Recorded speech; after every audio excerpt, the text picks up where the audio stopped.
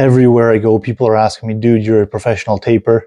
What do you use to get these jobs so nice? All right, nobody really asked me what I have. Well, come on, I'm going to show you exactly what I have on me at all times. Let's go. So I wanted to make this video just to show everybody, being a professional taper, what tools do you need to get a job done. Now, this is only going to be tools that are in my toolbox.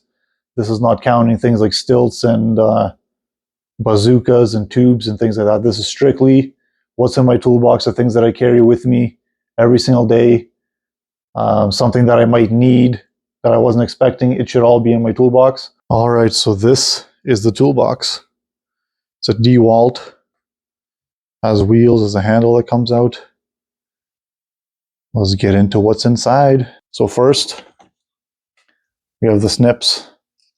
Obviously, these I use for cutting corner beads, whether it be plastic bead, the vinyl, or the paper metal. Next, I have a flathead screwdriver. This I use mostly if I'm doing texture, if I need to unscrew my hopper, or if I need to remove like an electrical plate. And of course, being a professional taper, I need my drywall knife. Trim any corner beads, cut out anything that needs cutting out. Next, I have a Robertson. Now, to be honest, I don't know why I have this. I must have needed it at one point, but I have it. It must come in handy. And then I have a Phillips.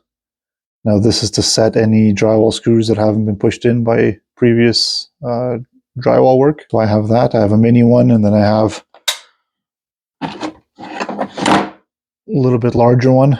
Next, I have a tool cleaning brush. Pretty sure I just got this at IKEA or like a dollar store. Something cheap, doesn't have to be fancy.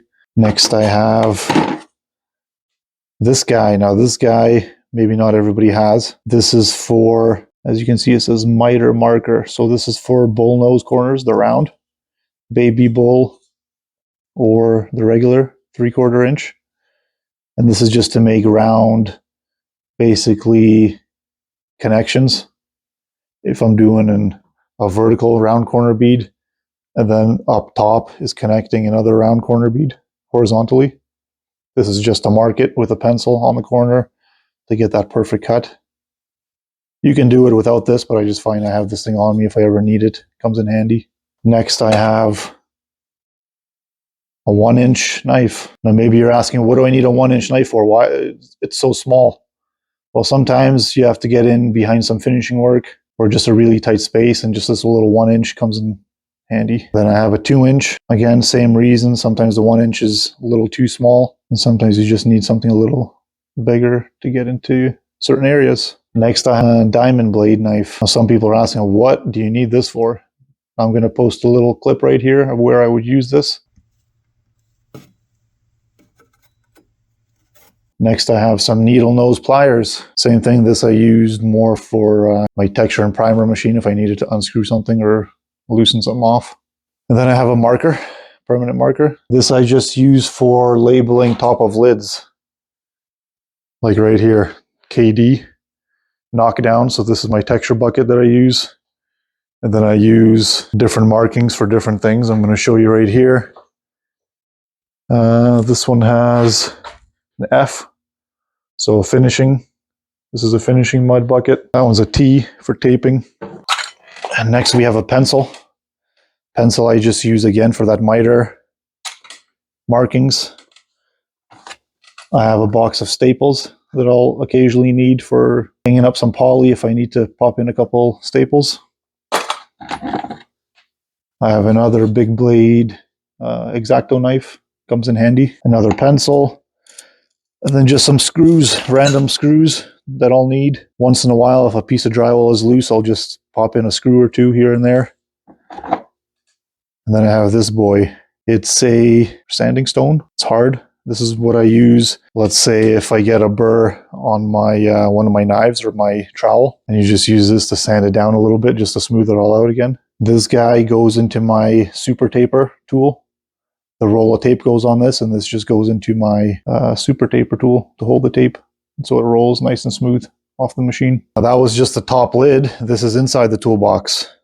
So I'll just start with whatever I can pull out first. We have a sanding block. I use this for final sand when I do my light check. I have my sanding mask with filters. A ball cap. Ooh, I can use a new one. Nice and dusty.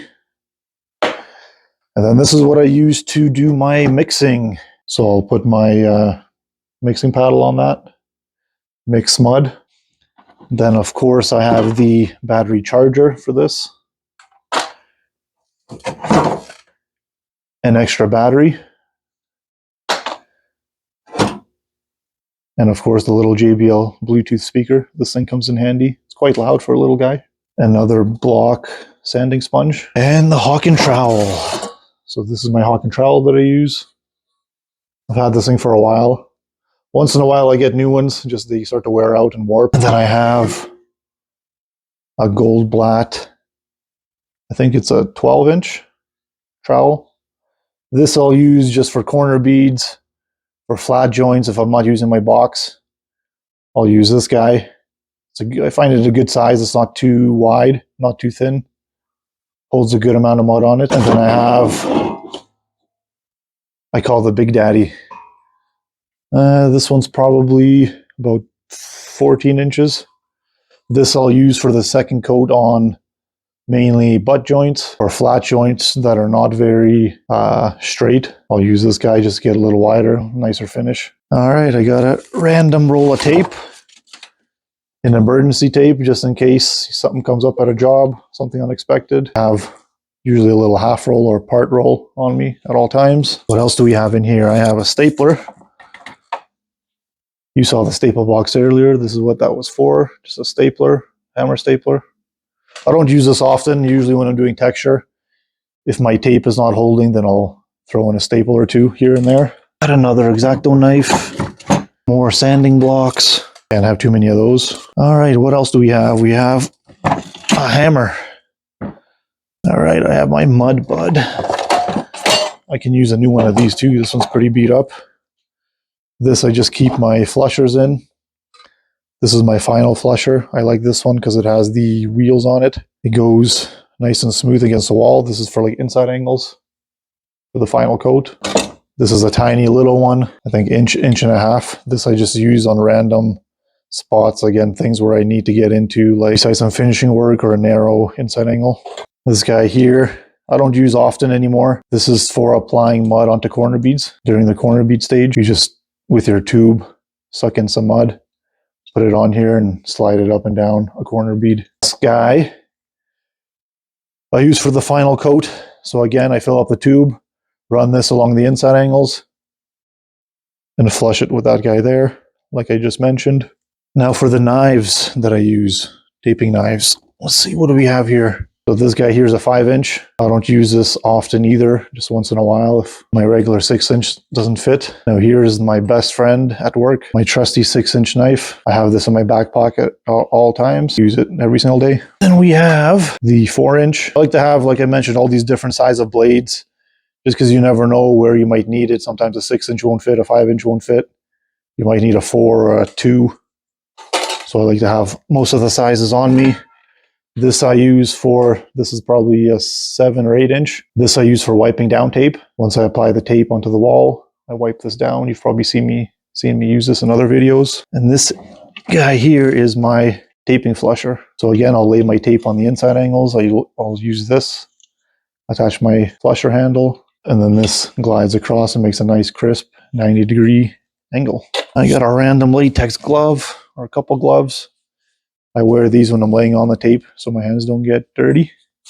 I have a couple drywall saws. Once in a while I need those. Got a garbage bag and just some miscellaneous, couple pens, couple more screws, some garbage. I can really clean this guy out. So there you have it. This is my daily toolbox that I take to work. Whether it be a basement, a little reno, or a full house, this is what I have on me all the time. This has all my hand tools, my drills, my flushers, everything all in one place, so I don't have to run back and forth to the truck, and then I'm not forgetting anything at home. Everything's all in one place. So there you have it. I hope you like this video. Don't forget to leave a comment, leave a like, and don't forget to subscribe for more content. Thanks for watching.